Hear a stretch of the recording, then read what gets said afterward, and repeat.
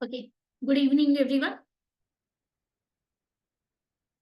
Okay, so आज हमारा थोड़ा सा क्लास लेट स्टार्ट हो रहा है। Okay, but no issues. हम लोग जो है अभी will be solving questions. Okay. तो गाइस, आप लोगों को पता है कि मैंने आप लोगों को अभी यहाँ पे इंग्लिश के जो भी टॉपिक्स आप लोग आपके रेगुलर इंग्लिश के क्लासेस में कर रहे हो, that are all a part of your IP math syllabus. ठीक है। बट यहाँ पे मैं कुछ आपको वैसे वाले क्वेश्चंस करवा रही हूँ जो क्वेश्चन पैटर्न कुछ अलग है। एंड ये वाले टाइप की प्रैक्टिस करनी इसलिए जरूरी है because this type of questions are asked in IP math specifically. तो अभी हम जो एक टाइप ऑफ क्वेश्चन आज करने वाले हैं, we had solve theta based questions हमने किए थे। एंड टीटा बेस्ड जो क्वेश्चंस है वो मैंने आप लोगों को बताया था कि that is asked in IIM Indore वाले पेपर में। जिपमेट में और रोहतक में नहीं आता है, सिर्फ इंदौर में आता है। ओके।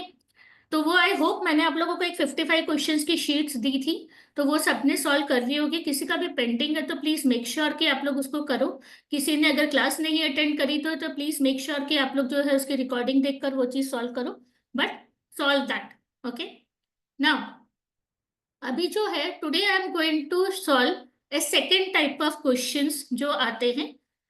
ये जो है this is asked in IPMAT Indore. ये रोहतक के पेपर में भी आता है। एंड इसका थोड़ा सा टाइप इसके जिपमेट के पेपर में भी आता है। So this is something which is asked in all the exams. But Indore और रोहतक में ये ज्यादा आता है। ठीक है। ये जो टाइप ऑफ क्वेश्चंस होते हैं इसको हम बोलते हैं सेंटेंस इंप्रूवमेंट। तो sentence improvement is basically a way of checking your grammar in application form. ठीक है। ग्रामर के हमारा एप्लीकेशन अलग अलग फॉर्मेट में चेक किया जाता है। ग्रामर का एप्लीकेशन आप लोगों को चेक किया जाता है in forms of character statements. ठीक है। आप लोगों को पूछा जाता है in forms of fill in the blanks. ठीक है। तो ये सारे हमारा स्पॉट द एरर ये सब आता है। Now this is called sentence improvement. So sentence improvement में क्या होता है? सेंटेंस इंप्रूवमेंट में आपको एक सेंटेंस दिया जाएगा और सेंटेंस का एक पार्ट, सेंटेंस का कोई एक पार्ट, कुछ वर्ड्स अंडरलाइन किए जाएंगे या बोल्ड किए जाएंगे। ठीक है। अंडरलाइंड होते हैं या बोल्ड होते हैं। और आपको पूछा जाता है कि ये जो अंडरलाइंड और बोल्ड पार्ट है ये सेंटेंस का, इज दिस पूरा प्रॉपरली करेक्ट? इफ नॉट, क्या ये जो नीचे के चार ऑप्शंस में से है उसमें से हम कौन से पार्ट से रिप्लेस करेंगे तो ये ज्यादा बेटर सेंटेंस बन पाएगा? You have to improve the sentence और correct the sentence in terms of grammar. Grammar के टर्म्स में, सेंटेंस स्ट्रक्चरिंग के टर्म्स में, सेंटेंस फॉर्मेशन के टर्म्स में, इसमें हमें इम्प्रूव करना होता है। ठीक है। कभी कभी वोकैबुलरी के टर्म्स में भी, कभी कोई सिमिलर साउंडिंग वर्ड, जैसे सिमिलर साउंडिंग वर्ड्स होते हैं तो कोई दूसरा वर्ड यूज किया हुआ होगा, वो हो सकता है वहां पे आपको कोई सेकंड वाला जो वर्ड है वो यूज करने की जरूरत है। ओके। तो सेंटेंस इंप्रूवमेंट में क्या होता है? You are given a sentence, a part of the sentence is underlined and you are given four options उसके नीचे। और आपको बताना होता है ये पार्ट ऑफ द सेंटेंस को मैं ये चारों में से किससे रिप्लेस करूं। बहुत बार वो चार में से एक ऑप्शन आपका वही होगा जो ऑलरेडी दिया हुआ है, विच मीन्स कि जो दिया हुआ है, जो अंडरलाइन पार्ट है, दैट इज करेक्ट। या फिर ऐसे अलग से ऑप्शन दिया हुआ जाता है, नो इम्प्रूवमेंट नीडेड। तो अगर if you feel that whatever is given to you is already correct, तो you need not make any changes, तो you can select the option no improvement needed. Okay. So this is what you have to do. Okay, just give me 1 second, I will share my screen to show you this PDF. आप लोगों को PDF मिली है सबको? Guys, have you received A PDF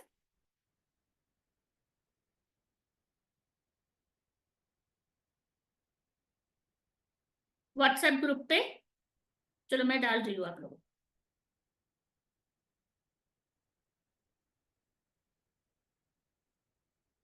दिया ही है वो। Actually आप देखोगे तो भास्कर सर ने 4 पीडीएफ शेयर किए हैं। ठीक है। तो भास्कर सर ने 4 पीडीएफ आप लोगों के लिए शेयर किया हुआ है। 20 CW सेंटेंस इंप्रूवमेंट करेक्टिंग, फिर 20 HW होमवर्क, होमवर्क 2, होमवर्क 3। वो 4 पीडीएफ शेयर किए हुए हैं। तो these four are the exercises जो हम लोगों को करना है। ठीक है। So I am going to share my screen and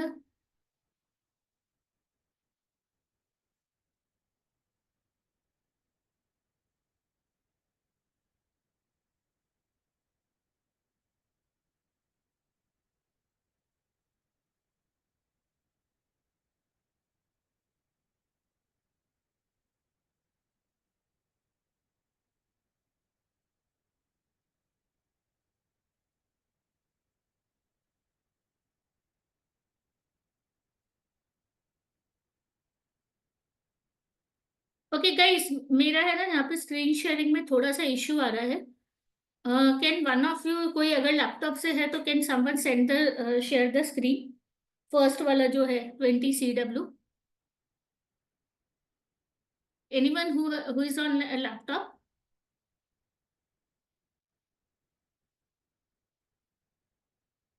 otherwise सब लोग अपने अपने उसमें ओपन करके रखो। ठीक है, so you will be able to see the questions. ठीक है, आप लोग जो है व्हाट्सएप ग्रुप में से वो PDF जो है फर्स्ट वाली।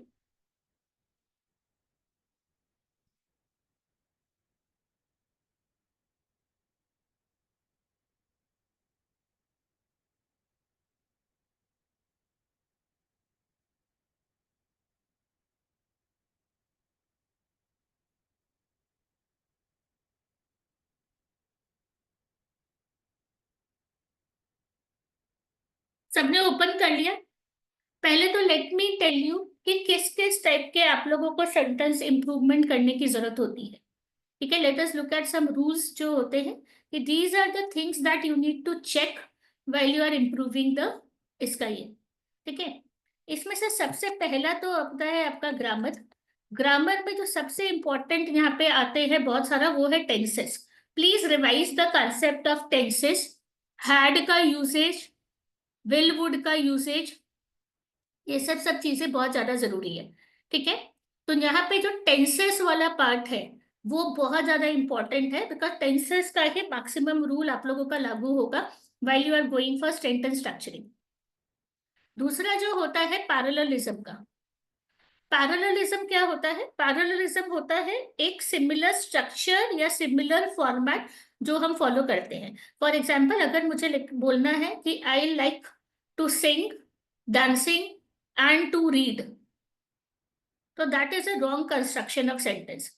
अगर मैं टू यूज कर रही हूँ, ठीक है ना, I like to read, to dance and to sing, तो मैं तीनों के साथ टू टू टू ही यूज करूंगी, एक के साथ टू, एक के साथ ING, ऐसा यूज नहीं करूंगी। ठीक है, तो पैरेललिज्म क्या होता है कि similar structure and her word के साथ, हर वर्ब के साथ, सिंग डांस रीड, तीनों के साथ टू अलग से आएगा। सिमिलरली मैं जैसे for example, he has got a cat and a dog, a cat and dog नहीं बोल सकते। तो every word, every different word should take its own article with it. Article अलग अलग लगना चाहिए, प्रेपोजिशन अलग अलग लगना चाहिए। He stays at Vesu in Surat. ठीक है, तो मतलब वेसु के साथ भी मैंने एट लगाया है, सूरत के साथ मैंने इन लगाया है। तो every word needs to have its own article, needs to have its own preposition, needs to have its own ING या टू। तो ये चीज का अपने को ध्यान रखना है और वो कॉमन होना चाहिए। जैसे आपने स्टार्ट किया टू से, फिर अचानक से ING लगा दिया, फिर वापस टू पे आ गए, this is not going to work. So you need to ensure कि आपका स्ट्रक्चर जो है वो पैरेलल कंस्ट्रक्शन उसका प्रॉपर रहे। ठीक है, सो पैरेललिज्म हम लोगों को चेक करना होता है। दूसरा जो आता है आप लोगों का बहुत बार प्रेपोजिशंस में आता है, बट प्रेपोजिशंस में mostly the use of words like that, which, who, whom, whose, ये सब के है ना, कहाँ पे क्या लगेगा ये समझना जरूरी होता है। ठीक है, दैट और विच के बीच में डिफरेंस क्या होता है? Please give me the book that is kept on the table, या please give me the book which is kept on the table, क्या बोलोगे? Which one is correct?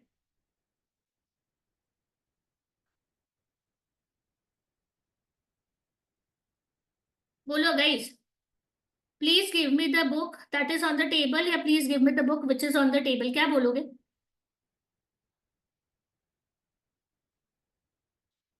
क्या डिफरेंस होता है दोनों में, डैट और विच में? डैट बोलोगे? हाँ, ऑन द टेबल ठीक है, but that is on the table या which is on the table, that और विच के बीच में ये है। Yes, that is restrictive and which is additional.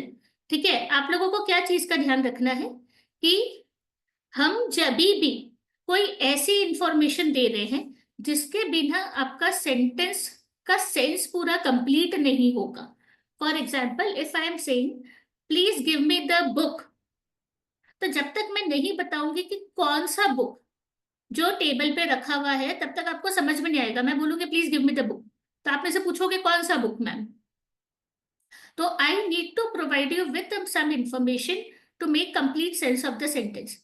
तो यहाँ पे जो इंफॉर्मेशन ऐसी होती है जो अनअवॉइडेबल होती है, जिसके बिना वो सेंटेंस का मीनिंग समझ में नहीं आता है, उसके लिए हम लोग दैट यूज करते हैं। ठीक है, बट कुछ ऐसा इंफॉर्मेशन है जो एडिशनल इंफॉर्मेशन है, उसके बिना भी मुझे समझ में तो आ ही रहा है। For example please give me the book that is on the table which has a pink cover.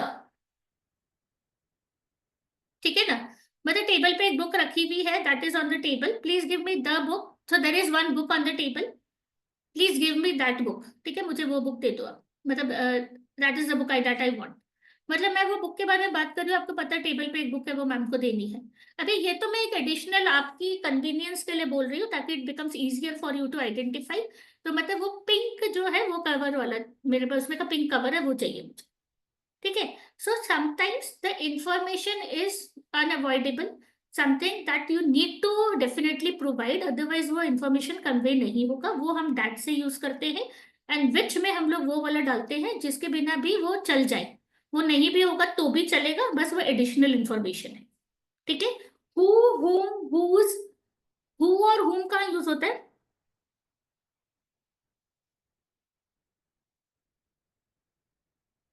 Who और whom कहाँ यूज होता है?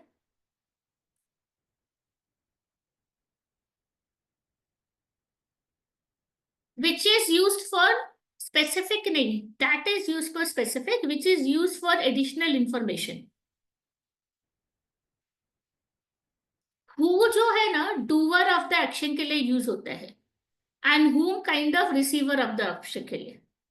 ठीक है, जैसे मतलब एग्जाम्पल कि आप लोग उसका आंसर करके देखो। मेरे लिए एक बहुत इजी तरीका मैं बताती हूँ कि you know try answering the question. जैसे for example who is going to Bombay, so the answer क्या होगा? I am going to Bombay, he is going to Bombay, they are going to Bombay, या कुछ भी ऐसा। ठीक है, तो जब भी मेरे हु वाले क्वेश्चंस होते हैं ना, तो वहां पे answers will be in the form of I, we, he, she, they, ऐसा, doer of the action, I am doing this, he is going, she is going, ऐसा। जब हुम होते हैं तब answer is in the form of receiver. Okay sir, so the question is whom did you give the book to? ठीक है ना, whom did you give the book to? तो answer will be I gave the book to him, I gave the book to her, I gave the book to them. तो मतलब answer is in the form of him, her, them, ये सब M वाले words आते हैं, him, them. तो जहां पे एम वाले वर्ड्स आते हो ना आंसर में, वहां पे क्वेश्चन में भी हुम आता है। समझ रहे हो? तो ऐसे हम लोग है ना आंसर करके आइडेंटिफाई करें। हुज मतलब किसकी, whose things are this, on whose orders are you acting, किसके ऑर्डर पे तुम ये काम कर रहे हो। तो हुज इज पोजेशन दिखाता है। ठीक है, तो आपको ये चीजें ध्यान रखनी है गाइस। प्लीज, ग्रामर के basic rules, tenses, subject verb agreement, articles, noun, pronoun, ये सब सब चीजें करना बहुत ज्यादा जरूरी है फॉर सेंटेंस इंप्रूवमेंट वाले क्वेश्चंस। सारे रूल्स आपको रिकलेक्ट करने पड़ेंगे। So please watch the recordings, if you don't remember the rules please recollect the, जो भी है। आप लोगों को सब रिकॉर्डिंग के एक्सेस दिया हुआ है, नहीं मिले तो let me know, but make sure that you watch the recordings and recollect all the rules and practice all the rules because this is very very important। ठीक है, तो ये हम लोगों को मेजरली उसमें याद रखना पड़ता है, जैसे टेंसेस के सारे रूल्स के कारण। उसके अलावा एक जो सेंटेंस करेक्शन में काफी बार आता है, वो आता है रिपोर्टेड स्पीच का। Reported speech, direct indirect speech, आप लोगों को पता है कि ये क्या होता है। ठीक है ना, क्या होता है? जैसे मैं बोल रही हूँ कि ही सेड, फिर inverted comma start, I will complete the work by tomorrow. ठीक है, तो ये जो वो बोल रहा है, जो डायरेक्टली वो बोल रहा है वही हम कोट कर रहे हैं, तो that is known as direct speech. और अगर उसी को मैं जब इन्वर्टेड कॉमर्स ओपन कर देती हूँ and I use a word like he said that, तो फिर आई विल डू की जगह ही विल की जगह वुड, ठीक है ना, complete the work by tomorrow की जगह बाय द नेक्स्ट डे। ठीक है, तो ये हम लोगों को आना चाहिए। तो सेंटेंस इंप्रूवमेंट में क्या होगा, बहुत बार ऐसा दिया हुआ जाएगा he said that he will do this work, तो वो गलत है। ही विल नहीं आएगा, वहां पे वुड आ जाएगा, बिकॉज दैट लगा दिया, मैंने ब्रैकेट खोल दिया, तो वो विल का वुड कन्वर्ट हो जाता है। समझ में आया आप लोगों को? तो you guys need to follow all the basic grammar का रूल्स। एंड जैसे मैंने बताया, कुछ में आप लोगों को कॉमनली कंफ्यूज वर्ड्स या स्पेलिंग, ये सब भी एरर करेक्शन में आता है। ऑल्सो बहुत बार एपोस्ट्रॉफी वाला, एपोस्ट्रॉफी भी हर जगह नहीं लगता, कहाँ पे लगता है, कैसे लगता है, ये आप लोगों को रूल्स में कराए हुए हैं। तो please make sure that you revise all these rules, because these are all going to be helpful in solving the exercises. Clear? Okay.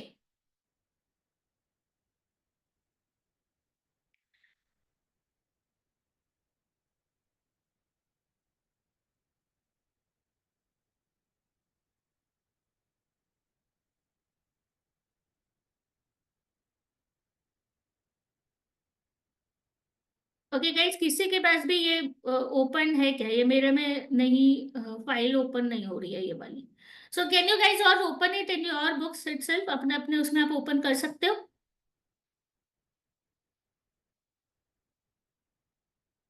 चलो, आई थिंक एक ओपन हो गया।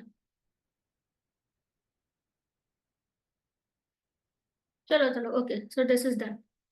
Okay, I am sharing. तो ये मैं एक शीट पहले open कर रही हूँ, इसमें अलग अलग टाइप के क्वेश्चंस है, मैं हर शीट में से थोड़े थोड़े टाइप के क्वेश्चंस आप लोगों को कराऊंगी, एंड दिस होगा। ठीक है? Is this the sheet that you guys have received?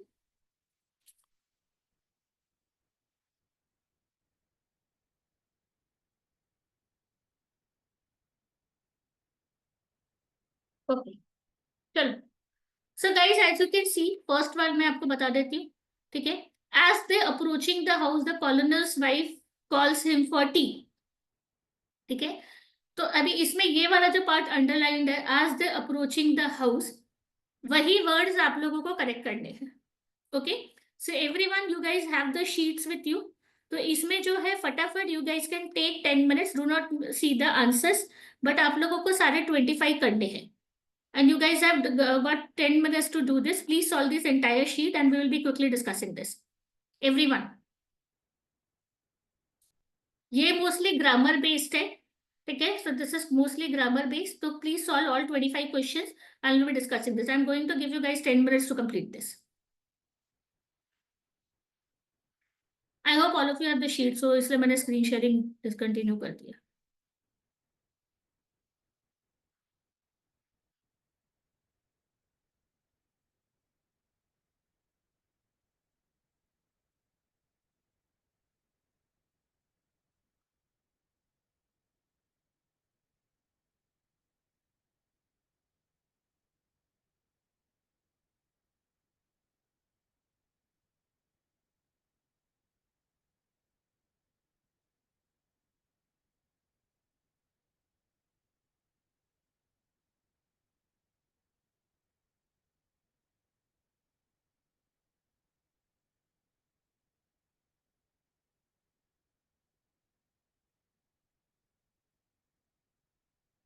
Guys, do one thing.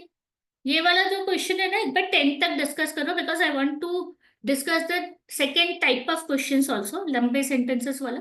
और फिर हम बाद में पूरी एक्सरसाइज कर लेंगे। 10 क्वेश्चन कर लो ना फटाफट सब लोग, 3 मिनट के अंदर। And once done, please put it in the chat box की हो गया।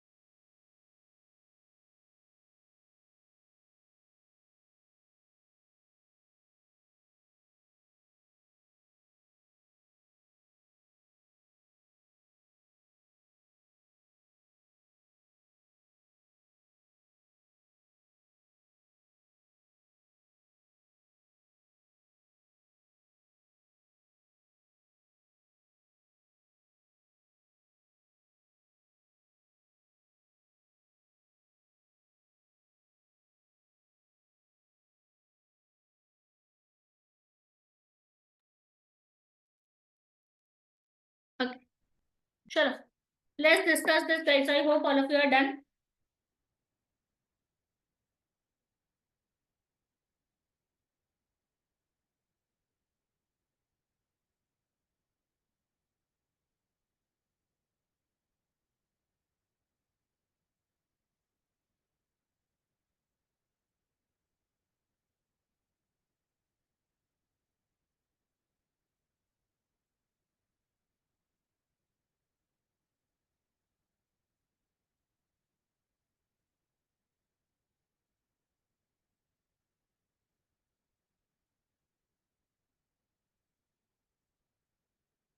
Let us quickly discuss these.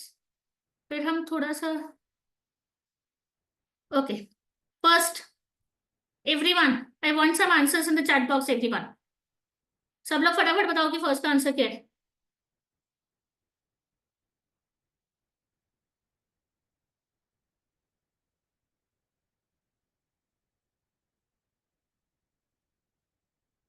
Okay, so as they approaching the house, the coroner's wife calls him for tea. Obviously approaching तो नहीं आने वाला है, ठीक है ना। तो as they approach the house, कौन सा टेंस है ये? कोई मुझे बताएगा, which tense is this? Which tense is this?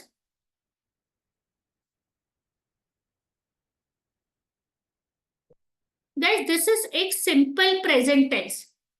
Simple present tense है जहां पे हम सिर्फ एक इंफॉर्मेशन दे रहे हैं कि as they approach the house, the coroner's wife calls him for tea, ठीक है ना। अप्रोच्ड आता क्या? as they approached the house आता क्या? would that have been correct? नहीं भाई, क्यों?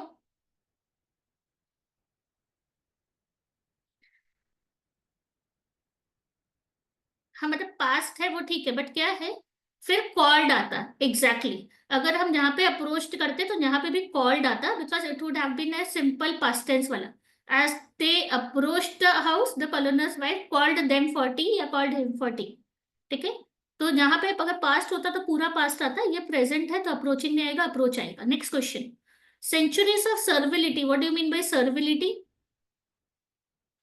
सर्विलिटी का क्या मतलब होता है?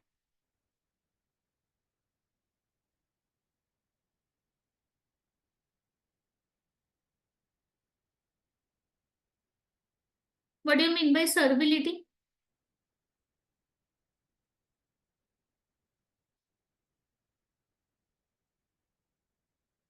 सर्विलिटी का मतलब होता है serving others in the service of each, मतलब जैसे किसी को सर्व करना या किसी के अंदर सर्विस करना, ठीक है। तो servility has been making him tame and passive, incapable of any resentment और रिवोल्ट।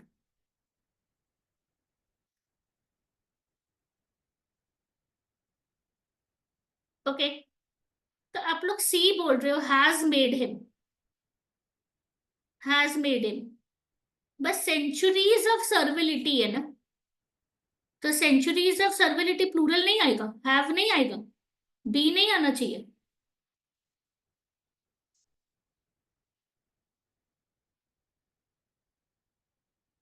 बताओ मुझे, हैज बोल रहे हो आप लोग, तो जो भी लोग हैज बोल रहे हैं वो मुझे ये बताओ कि सेंचुरीज ऑफ सर्विलिटी है तो वो प्लूरल नहीं आएगा क्या?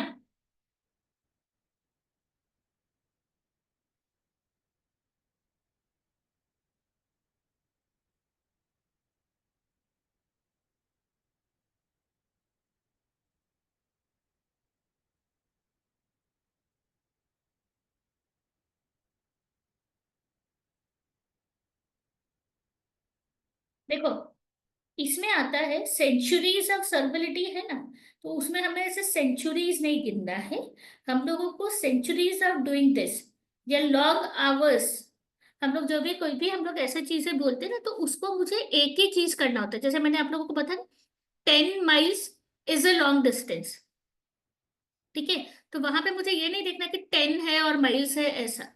This is centuries of servility, but I need to connect it, like take it as one unit only. हम लोग उसको सिंगुलर की तरह ही हम लोग उसको ट्रीट करेंगे, ठीक है। तो centuries of servility has made him, tame and passive, has been making him, it has already been done. It is already completed. So it is not perfect continuous. It is perfect. ठीक है ना? Has made him. So this is has been making him नहीं आएगा. Clear? Okay. Okay. Next. A writer always is having his own vision of life.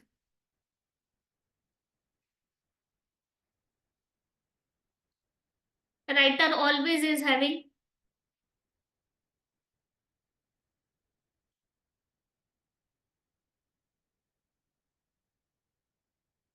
A writer always is having तो गलती है. Every time is having, every time will have his own vision of life, ऐसा नहीं. ठीक है ना? तो a writer always has his own vision of life. एक राइटर के पास हमेशा उसका अपना विजन ऑफ लाइफ रहता है. That is what is there. तो ऑलवेज हैज इज करेक्ट. किसी को डाउट है तो बताना इसमें. एवरी टाइम ऐसे नहीं बोलते. ठीक है ना? He will have this every time ऐसे बोल सकते हैं. Every time will have, this is construction wise गलत. ठीक है? एवरी टाइम विल हैव नहीं, will have this every time, will have this always. मतलब हम लोग वैसे भी बोल सकते. And this a writer always has his own vision of life. Clear? Okay. He ate nothing and leaves his cottage to go to work. What is the answer of one? One का भी सी है, second का भी सी है, third का भी सी है. अभी तक सारे आंसर सी है. He ate nothing and leaves his cottage to go to work. फटाफट आंसर दे दो guys. B is the correct answer. So all of you got B. मतलब बिकॉज ये सिंपल प्रेजेंट टेंस है. He eats nothing and leaves his cottage to go to work. Parallelism में देखो, eats nothing, leaves his cottage. तो simple present tense में सारे tenses दिए हुए हैं. ठीक है? किसी को नहीं समझ में आए तो गाइस प्लीज पूछ लेना. आई एम अज्यूमिंग कि आप लोगों ने सबने टेंसेस किया हुआ है और ये बेसिक टेंसेस के रूल्स आप लोगों को याद है. अगर नहीं याद है तो प्लीज रिवाइज टेंसेस वाला कंसेप्ट. कुछ डाउट है तो बताओ मुझे. ठीक है? Okay. Fifth, how do you cope in with defeat and problems?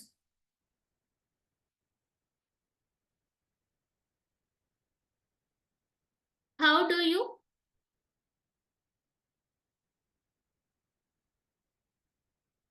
How do you cope with defeat and problems? Guys हम लोग बहुत बार बोलते हैं how will you cope up.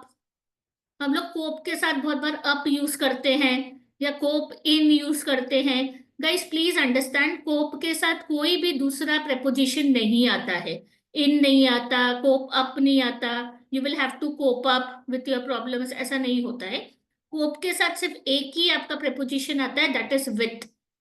How will you cope with this? Cope के साथ कोई इन app कुछ नहीं आता. कोप के साथ हमेशा सिर्फ विथ आता है. ये चीज को आपको ध्यान रखना है.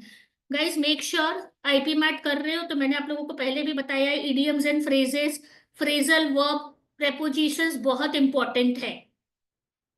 तो मेक श्योर कि आप लोगों की ग्रामर वाली बुक में से, आप लोगों की वोकेबलरी बुक में से, दोनों में से prepositions, phrasal verbs, idioms and phrases, ये सब सारे बहुत अच्छे से करो और इनके शॉर्ट टर्म टेस्ट भी दो. समझ आ रहा है? ये करना जरूरी है गाइस. इतना लाइटली मत लेना इस चीज को, phrasal verb specially. Okay. And few words जो किसी प्रपोजिशन के साथ आता ही है, वो वाला टॉपिक बहुत इंपॉर्टेंट है आईपी मैट के हिसाब से. मैंने पहले भी आप लोगों को बोला था कि वोकैबुलरी के लिए डेली थोड़ा सा टाइम निकालो एंड करो. उसके अंदर ये सब सब चीजें करनी है अपने को. तो अभी भी जो है डेली मेक श्योर करो कि आप लोग वोकैबुलरी का, फ्रेजल वर्ब का थोड़ा थोड़ा डेली पढ़ रहे हो. Because you won't remember all this. You will need to remember a lot of idioms and phrases. वो काफी ज्यादा आता है. जिपमैट में भी बहुत आता है, इंदौर और रोहतक में भी आता है. तो you have to do that. Okay. Next, I suppose everyone has one particular childhood Christmas who stands out more than any other. तो अभी ये सिंपल है. ठीक है? आपको ये चीज समझ में आना है कि Christmas is not a person कि हु आएगा. Christmas is like an event और अ थिंग. तो वहां पे अभी मुझे बताओ, डैट आता है या अगर विच आता है तो आप लोग विच लिखते क्या? अगर यहाँ पे तो विच दिया हुआ नहीं है, पर समझ लो विच स्टैंड्स आउट होता.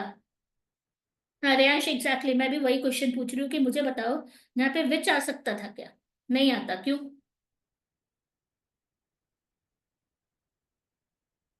क्यों? अगर मैं सिर्फ इतना बोलूं कि has one particular childhood Christmas, ठीक है ना, आई suppose everyone has one particular childhood Christmas, तो यहाँ पे मेरा सेंटेंस इनकम्प्लीट है। आप पूछोगे कौन सा पर्टिकुलर चाइल्डहुड क्रिसमस, किसकी बात हो रही है? तो आई नीड सम इंफॉर्मेशन जो सेंटेंस को कंप्लीट करे, तो ये रेस्ट्रिक्टिव क्लॉज है। रेस्ट्रिक्टिव क्लॉज है मतलब without that it is not possible to understand कि आपका सेंटेंस, इसलिए वो आपका डैट ही आएगा। विच कब आता है? जब एडिशनल इंफॉर्मेशन होता है जो जरूरी नहीं है, हम बस दे रहे देने के लिए, तब विच आता है। बट अगर कंपलसरी होता है तो हम लोग दैट ही यूज करते हैं, और इसमें ये इंफॉर्मेशन कंपलसरी है। तो that may stand out, that stands out, अभी इसमें से कौन सा आएगा? That may stand out.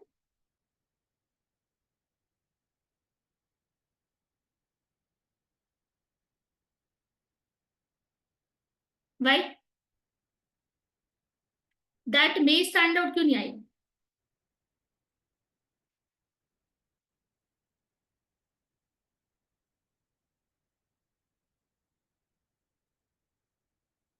आपको क्या समझना है? ऐसे अगर हम दैट में स्टैंड आउट बोले ना, हमको यहाँ पे सेंटेंस इंप्रूवमेंट करना है, तो सेंटेंस इंप्रूवमेंट में मैं ये मे यहाँ पे एडिशनल ऐड करूंगी without having a proper reason कि मैं उसको क्यों कर रही हूँ। यहाँ पे हु स्टैंड्स आउट था, तो यहाँ पे मेरा मिनिमम करेक्शन के साथ, अगर दो चीजें आपको करेक्ट लग रही हो ना ऑप्शंस में से, तो लुक फॉर द ऑप्शंस जहां पे आपको मिनिमम करेक्शंस की जरूरत पड़ रही है। मिनिमम करेक्शन वाला ऑप्शन हम लोग चूज करेंगे। तो यहाँ पे हु स्टैंड आउट की जगह that stands out, that may stand out more than any other, तो ये ऐसे नहीं बोलना है हमें कि that stands out more than any other. Okay. Minimal correction, कुछ अगर दोनों ही सेम सेम से लग रहे हैं तो आप लोग ये देखो कि आपके क्वेश्चन में से कम चेंजेस करके कौन सा बन पा रहा है। Clear? Okay. The sun was just setting over the distant horizon when I heard the roar of an unexpected motor in the driveway. बोलो जल्दी बोलो गाइस, हमें और भी क्वेश्चंस करने हैं, फटाफट करो।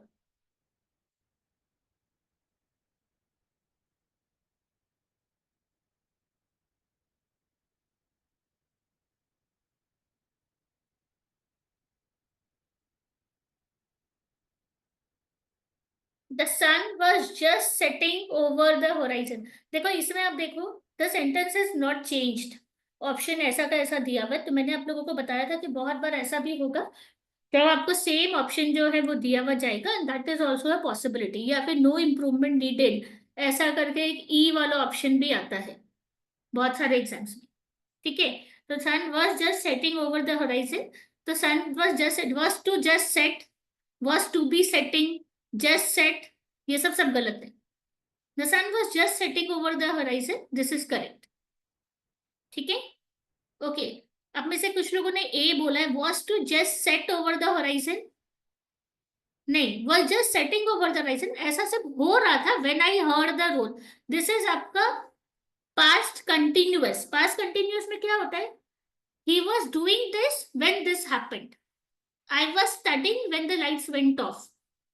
ठीक है, बेसिकली एक एक्शन हो रहा होता है, अचानक से कुछ होता है, तो दिस इज आपका सिंपल पास्ट प्रेजेंट, मतलब कंटिन्यूअस जो हम बोलते हैं, परफेक्ट कंटिन्यूअस नहीं, present perfect, present continuous, sorry past continuous was है तो वहां पे एक एक्शन हो रहा होता है, suddenly it is interrupted by other, तो it was just setting when this happened. ठीक है। Okay. My son crept into my lap and we hugged and he and had talked for a while. देखो crept into my lap, hugged, सब simple past tense की बात हो रही है। And talked आएगा, हैड टॉक्ड नहीं आएगा। हैड कब यूज करते हैं हम? Past of the past rule में। ठीक है ना, हैड हम कब यूज करते हैं? Past of the past rule में, कि जब दो एक्शन हो और जो एक्शन पहले हुआ है उसके साथ हम हैड लगाते हैं। ठीक है। बट यहाँ पे my son crept into my lap and we helped and talked. ठीक है। तो क्रेप्ट, हग्ड, टॉक्ड, तीनों सिंपल पास्ट टेंस है। कैथरीन वॉज ए ईयर, तो इसका answer is B, Bombay. Ninth, guys some of you are not even answering. ठीक है, लव्या, पुलकित, ज्योति, वीर, काशवी, माही। मुझे कोई आंसर्स नहीं मिल रहा। Are you guys even there in the class?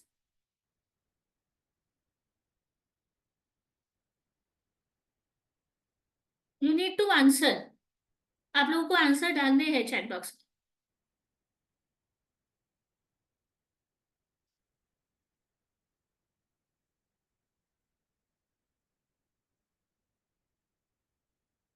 Catherine was a young mother with three small children, and her husband had became the warden.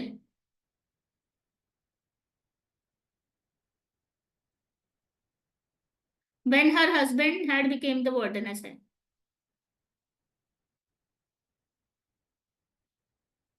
Catherine was a young mother with three small children when her husband had became the warden. बोलो answer बोलो। D, Delhi. This is a simple past tense का information कि he she was a young mother with three children when her husband became the warden. Simple हम past tense में information दे दें। ठीक है, तो इसलिए D is the correct answer. Okay, next. After I grew up and went into business, I always have had a soft spot for kids without bikes.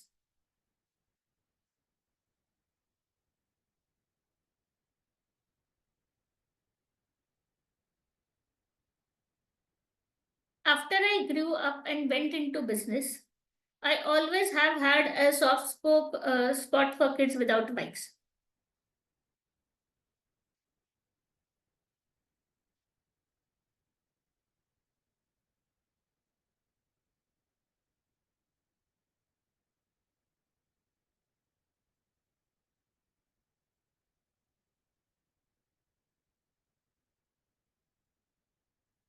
B और सी।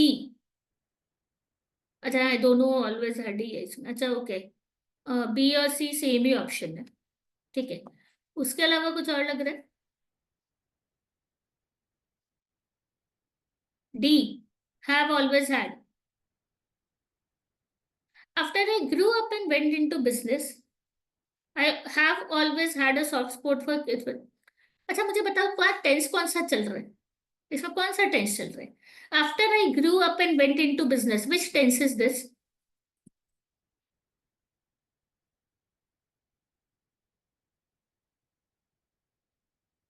विच tense is this guys? This is simple past, right? And अगर आप लोग have लगा देते हो इसमें, या I always have, या ऐसा कुछ भी, तो हैव लगाने से वो कौन सा टेंस बन जाता है? Have done this, have became. Present perfect. Present perfect. Present perfect और सिंपल पास्ट में क्या डिफरेंस है?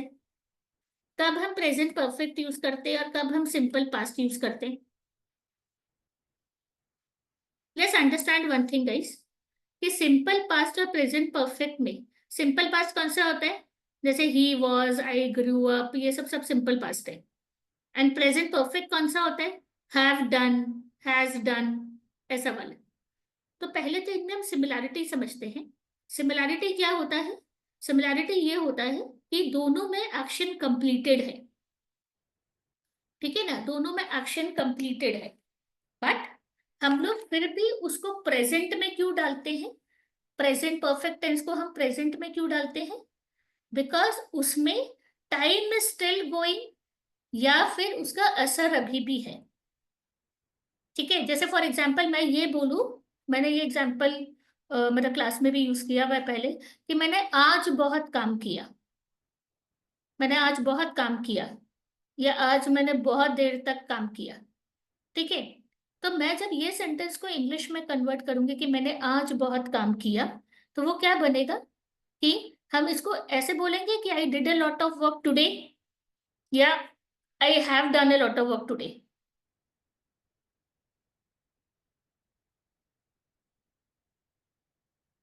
I have done a lot of work today. Did के साथ, डिड जो है ना पास्ट टेंस है, तो उसके साथ टुडे या कोई भी प्रेजेंट टेंस के वर्ड्स जैसे कि हैव, ये सब नहीं आते। एक ही सेंटेंस में आधा प्रेजेंट आधा पास्ट नहीं होता है। ठीक है, तो यहाँ पे आपका first part of the sentence is as I grew up and went into business, तो ये पूरा पास्ट टेंस है। आप हैड लगा रहे हो चलेगा, हैड पास्ट का ही वर्ड है। बट हैव जो है वो प्रेजेंट का वर्ब है।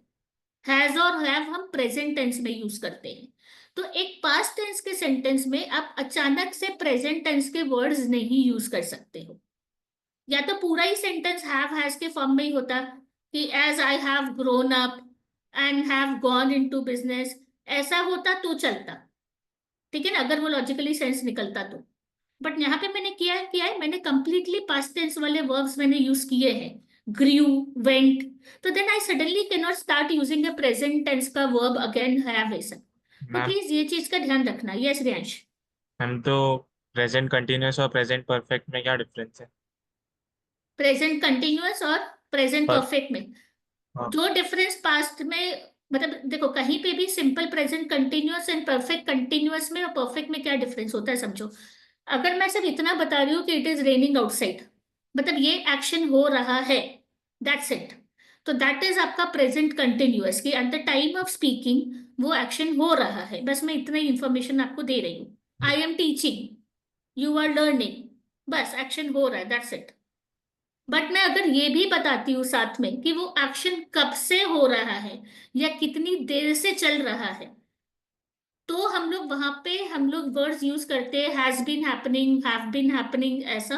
एंड सिंस या फॉर हम यूज करते हैं।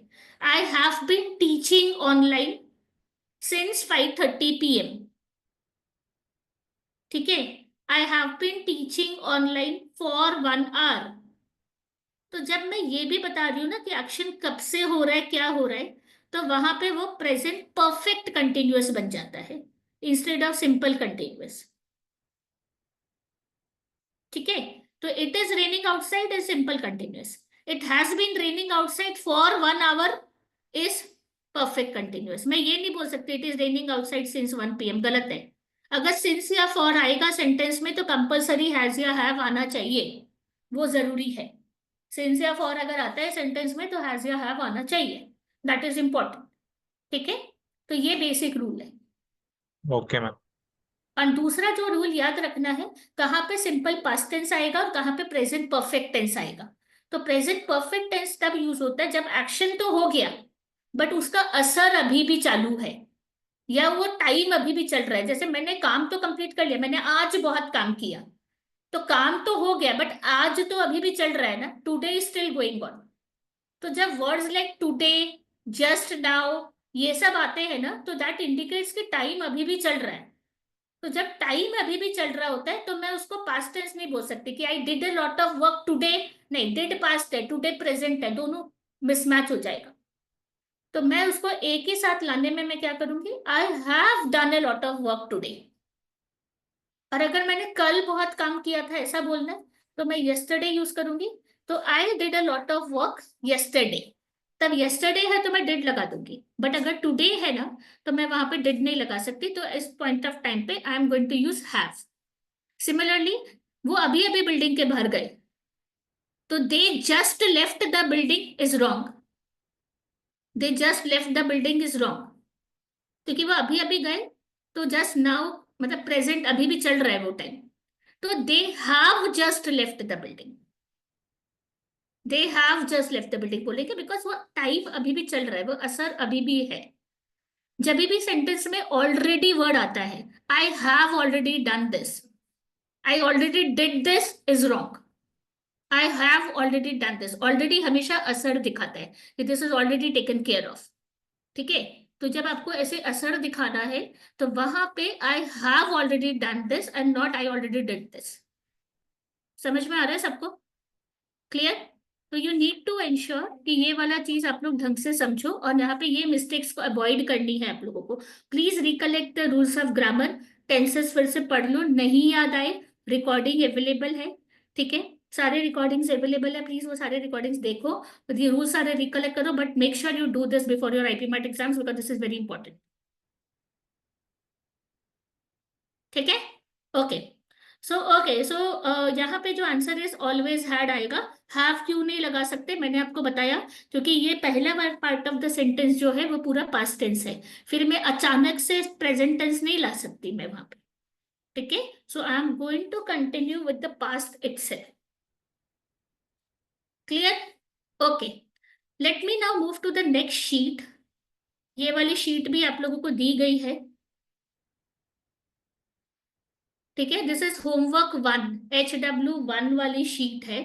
तो you guys can see here also, और आप लोगों को आई भी है वहां पे।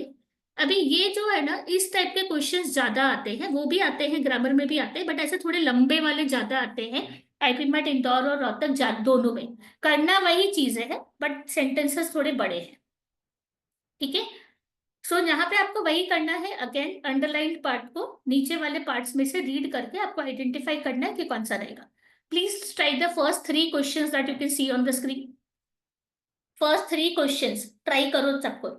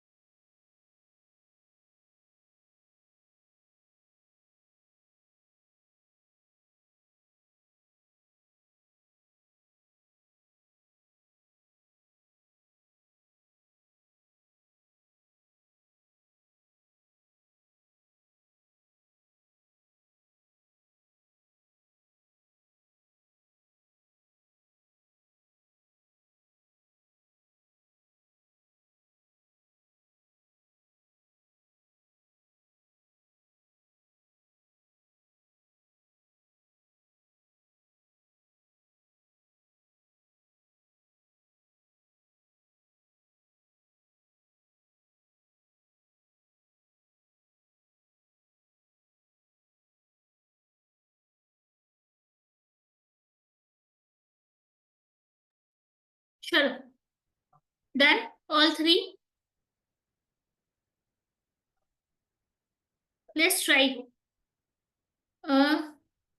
फर्स्ट क्वेश्चन, बोलो आंसर, बोलो फर्स्ट का।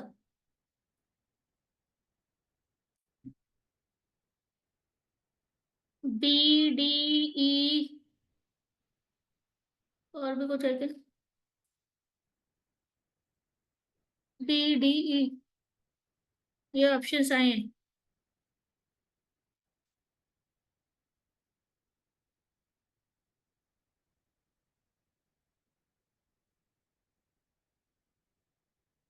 B, D and E, okay. चलो, एक बार हम पढ़ लेते।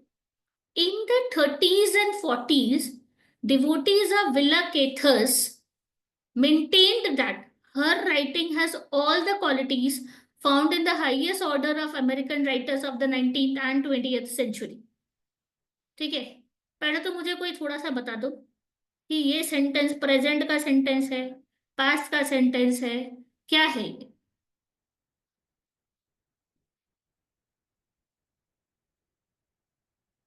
एपोस्ट्रोफी का यूज जो होता है ना, वो पोजेशन दिखाने के लिए होता है, ठीक है।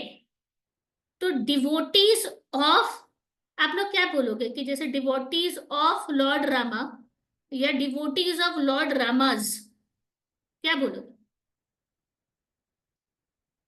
डिवोटीज ऑफ लॉर्ड रामा या devotees of Lord Rama's?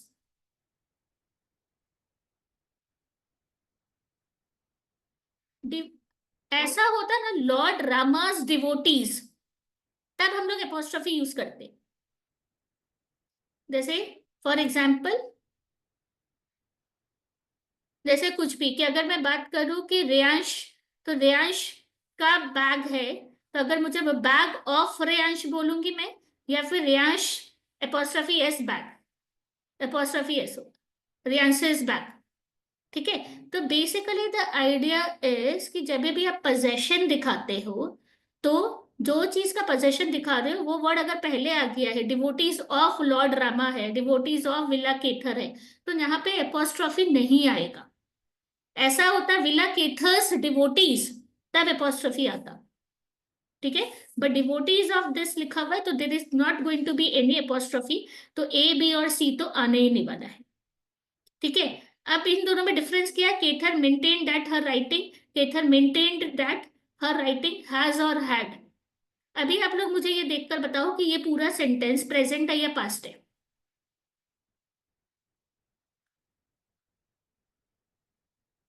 Found, ठीक है, या फिर थर्टीज एंड फोर्टीज में वो लोग ऐसा मानते थे कि उसकी जो राइटिंग है वो ऐसी है।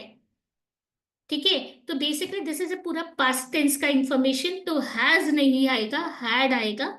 सो the correct answer, correct option is D, Delhi. ठीक है, correct answer is D, Delhi. Clear everyone, समझ में आया?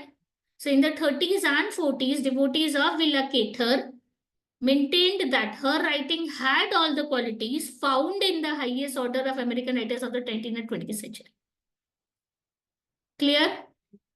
Okay, second, William Hornby acquired bison herds for breeding stock, hoping that this would eventually lead to increasing in their numbers and the fortification of their environment. बोलो answer बोलो।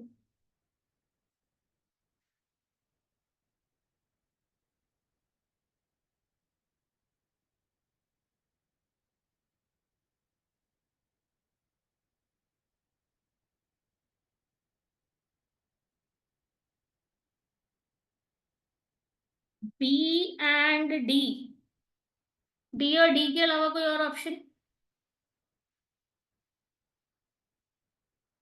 William Hornby acquired bison herds for breeding stock and eventually lead to increasing in their numbers, their increase in numbers and increasing in the numbers of them, ये तो अजीब ही है, and increase in their numbers और and increasing in numbers। तो अगर आप लोग देखोगे कि उनके नंबर जो है बढ़ जाते, बाइसन के नंबर्स बढ़ जाते। बाइसन आई होप आप लोगों को पता है क्या होता है। बाइसन एक एनिमल है, ये मतलब काइंड ऑफ बोर और काउ बुलॉग, ये सब टाइप के सिमिलर कैटेगरीज के बिलोंग करते हैं।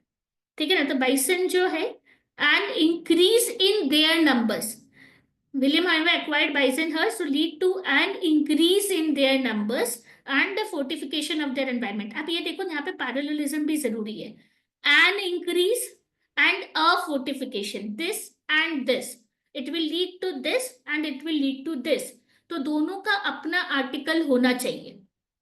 तो यहाँ पे अ फोर्टिफिकेशन है, तो इसके पैरेललिज्म में यहाँ पे एन इंक्रीज आएगा, this will lead to an this and a this, तो पैरेललिज्म भी है एंड ये चीज समझ में आ गया? Okay, so you need to be mindful of this कि पैरेललिज्म भी फॉलो होना चाहिए। तो an increase in their numbers आएगा, एंड इंक्रीजिंग इन नंबर्स नहीं, an increase in their numbers. Question number 3, question number 3 everyone,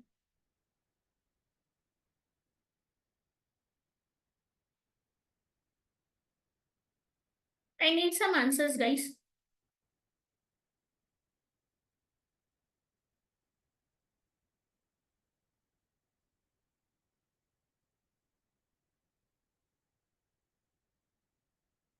A, E, what else?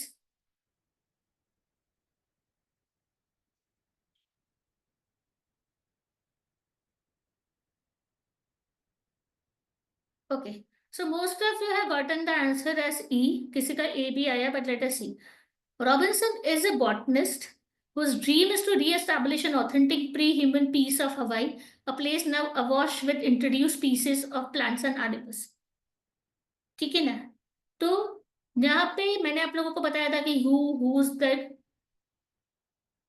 ठीक है, तो whose dream is to re-establish, जो दिया हुआ है ना गाइस वो करेक्ट है, उसमें कोई चेंजेस नहीं है। अगर आप पढ़ो, इट इज हिज ड्रीम, तो जिसका ये सपना है, तो हुज ड्रीम इट इज, ठीक है, so that is the answer, तो whose dream it is to re establish an authentic pre human piece of Hawaii. तो हुज करेक्ट है, who has the dream to re establish, जरूरी नहीं है, उसका सपना है, जिसका सपना ये है कि ऐसा करना है। तो दिस इज, देखो सेंटेंस इंप्रूवमेंट का मतलब होता है if you feel that there is an improvement needed, तब हमें करना है, ठीक है ना, अगर वो गलत नहीं है तो जबरदस्ती नहीं करना है उसमें। Clear? Okay, so now guys I hope आप लोग को थोड़ा सा सेंस आया हो कि किस टाइप के क्वेश्चंस आते हैं। So we are going to practice this a lot. आप लोग क्या करने वाले हो, you guys are going to solve all the 4 sheets, सारे शीट्स आप लोगों को कंप्लीट करनी है। शीट 1 में आप लोगों ने कुछ क्वेश्चंस किए हैं, बाकी के क्वेश्चंस शीट 2, 3 एंड 4 ये सारे कंप्लीट करोगे guys, it's very important because इसका वेटेज होता है, करीबन 4 से 5 क्वेश्चंस आपके आईपी मैट इंदौर में होते हैं। And if you notice it is quite simple, इतना डिफिकल्ट नहीं होता, easier than vocabulary, easier than this. Similarly Rohtak में भी ऐसा ही है, ठीक है। सो दिस इज समथिंग जिसमें ग्रामर के रूल्स ये सब हम रिवाइज करके we can easily solve it. और मैंने जैसे आप लोगों को बताया था कि कुछ ग्रामर के रूल्स ये सब पे आप लोगों को ज्यादा फोकस करने हैं, टेंसेस पे, पैरेललिज्म पे, रिपोर्टेड स्पीच पे, तो you have to focus on all these and you need to solve. Clear? Okay, so guys make sure कि आप लोग ये कंप्लीट करो चारों शीट्स। उसके बाद I will be discussing the doubts in the next class and also I will be starting and next इस week आप लोगों के मैक्सिमम सारी आईपीएम की क्लासेस मोस्टली मैथ्स इंग्लिश वाली ही रहेगी, ठीक है ना। I am going to take next 3 to 4 classes, ठीक है, जब भी कुछ मैथ्स की क्लास रहेगी वो मैं आपको बता दूंगी, but we will be practicing English काफी सारा भी इस वीक में। ओके, तो make sure you complete all this 4 sheet as a homework, कर ही लेना है आज बैठ के। 1 घंटे बैठो, 1 घंटे में सारा हो जाएगा, 1 घंटा बैठोगे कंप्लीट हो जाएगा, make sure you complete it. Clear?